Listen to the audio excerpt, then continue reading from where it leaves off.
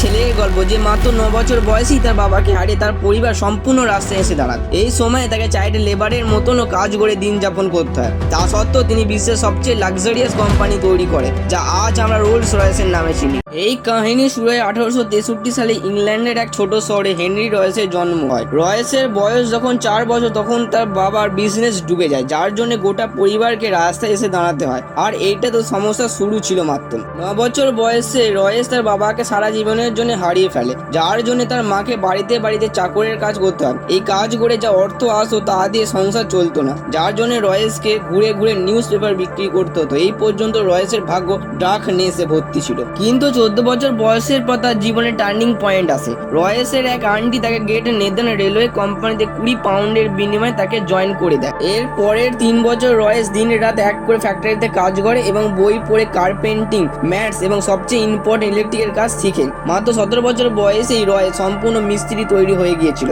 আর 31 বছর আস্তে আস্তে তিনি ম্যাক্সিম ওয়েস্টার্ন নামে কোম্পানিতে অ্যাজ এ ইঞ্জিনিয়ার হিসাবে কাজ করে, কিন্তু এই কোম্পানিতে অর্থনৈতিক অসুবিধার কারণে বন্ধ হয়ে যাচ্ছিল।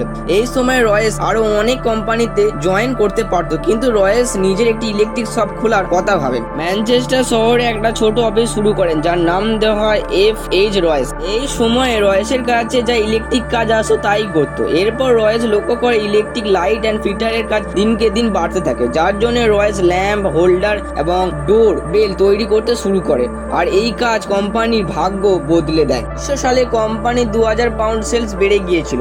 এই সময় রয়েস একটা বড় ফ্যাক্টরি তৈরি করার কথা ভাবছিল। সবকিছু ভালোই চলছিল, কিন্তু ওই সময় কাহিনীতে টুইস্ট আসে।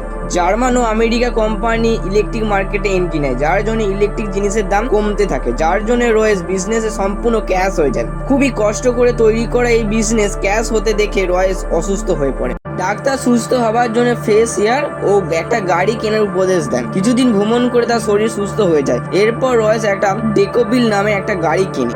গাড়ির খুব আওয়াজ করে এবং খুব তাড়াতাড়ি গরম হয়ে যায়। এরপর রয়েস নিজে ঠিক করে গাড়িতে অসুবিধাগুলি চেঞ্জ করবে, কিন্তু জানে অজানে এই গাড়িটিকে সম্পূর্ণ চেঞ্জ করতে হয়। আর এই চেঞ্জ থেকে রয়েসের মাথায় আসে গাড়ির বিজনেস করার কথা। রয়েস একটা টিম তৈরি করে গাড়ির আলাদা আলাদা পার্ট ড্রয়িং করতে থাকে। সব গাড়ির পার্ট ড্রয়িং হবার পর তাকে তৈরি করার জন্য পাঠিয়ে দেওয়া হয়। 1 এপ্রিল 1904 সালে সবচেয়ে প্রথম রোড টেস্ট করা হয়। প্রথম টেস্টে কোনো প্রবলেমে 50 কিলোমিটার রাস্তা অতিক্রম করে। এরপর রোজ একই আরো দুটো মডেল তৈরি করে। রোজ তো ওয়ার্ল্ড ক্লাস গাড়ি তৈরি করে ফেলেছিল, কিন্তু সারা বিশ্বে বিক্রি করতে পারছিল না। এরপর এই কাহিনীতে এন্ট্রি হয় চার্লস রোজের। চার্লস রোজ লাক্সারিয়াস গাড়ি সেলস করে। চার্লস রোজ রয়েসের গাড়ি খুবই পছন্দ হয়। আগে 3 মাসে এই গাড়িগুলি বিক্রি করার জন্য চার্লস রোজ হেনরি রয়েসের এক হয়ে একটা কোম্পানি চালু করেন, যার নাম রাখা রোলস রয়েস।